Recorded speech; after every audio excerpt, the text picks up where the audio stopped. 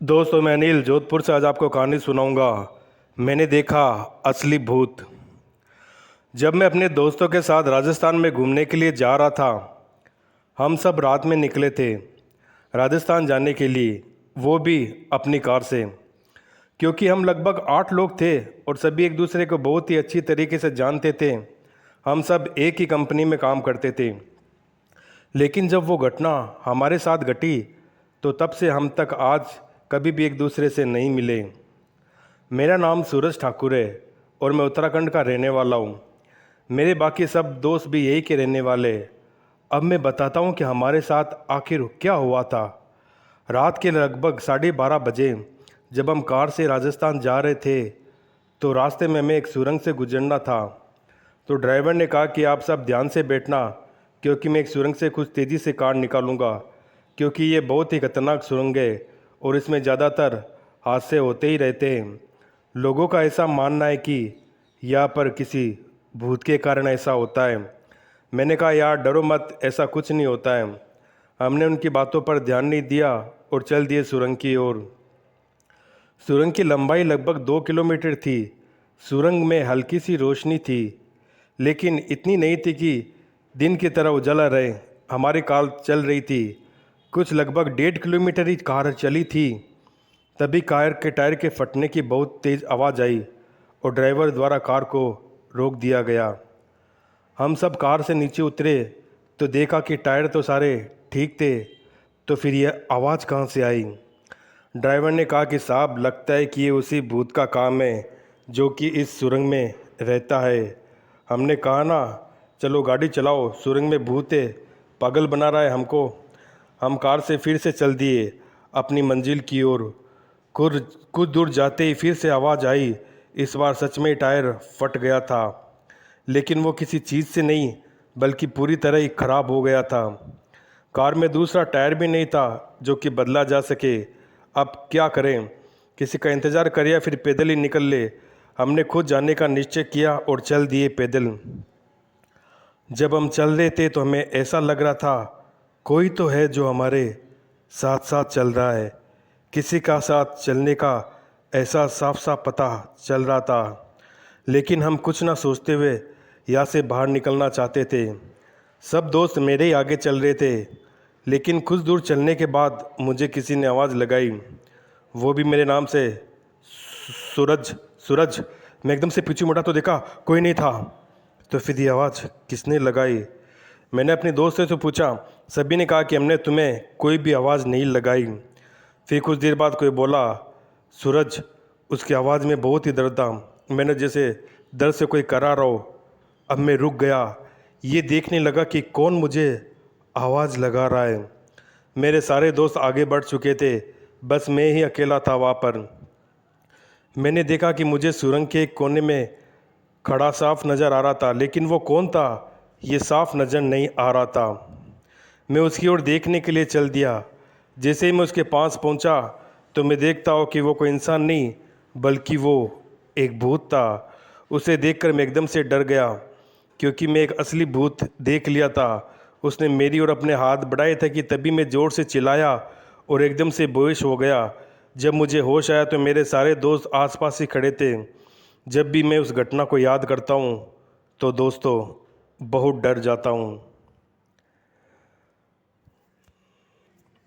उस परछाई से डर गया। वह दोनों रास्ता भटक चुके थे। उन्हें इस बारे में कोई ज्ञान नहीं था कि रास्ता कितना सही है कितना नहीं। रात का समय हो रहा तो उन्हें अपने गांव में जल्दी पहुंचना था, लेकिन ये इतना आसान नहीं था जितना उन्हें लग रहा था। दोनों दोस्त बातें करते हुए जा रहे थे।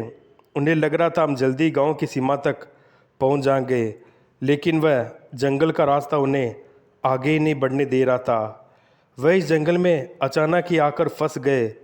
वे सोच रहे थे ये गांव के लिए एक छोटा रास्ता साबित हो सकता है, लेकिन उनकी ये सोच उनके लिए मुसीबत बन गई, क्योंकि वह रास्ता नहीं खोज पा रहे थे। रात के समय में जंगल में रास्ता दिखाई देना आसान नहीं था। उनके पास रोशनी के लिए भी ऐसा कुछ नहीं था जिससे कि वे रास्ते को समझ पाए। लेकिन वे इतना समझ चुके थे कि उन्होंने यहाँ पर आकर बहुत बड़ी गलती की। शायद इसी गलती को वह सुधारना चाहते थे। इसलिए वह कहते हैं हमें आज रात को यहीं पर रुकना होगा और सुबह के समय यहाँ से चले जाना होगा, क्योंकि अगर रात के समय चलते तो हमें रास्ते का ज्ञान नहीं होगा और हम आगे नहीं बढ़ पाएंगे। दोनों ने मिलकर यही निर्णय ले लिया और सोचने लगे कि रात को हमें यहीं पर रुकना होगा, लेकिन एक अच्छी जगह की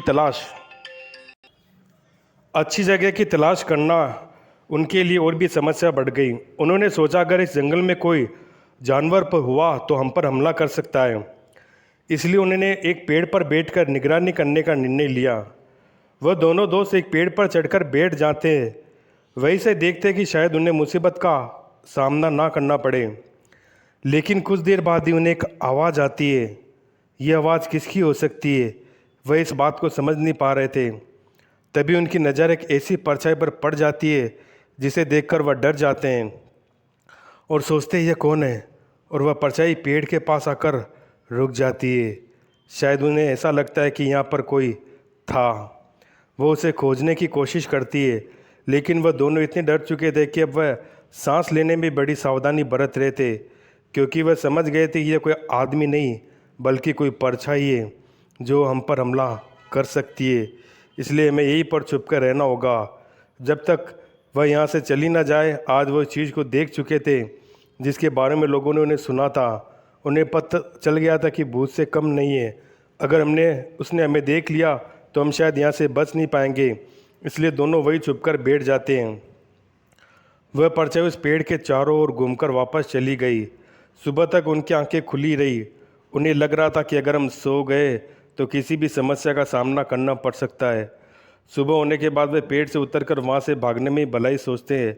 उसके बाद वह गांव में पहुँच जाते हैं और इस घटना के बारे में बताते हैं, लेकिन गांव वालों को इस बारे में ये विश्वास नहीं होता, क्योंकि उन्हें आज तक इस बारे में कुछ भी नहीं सुना था।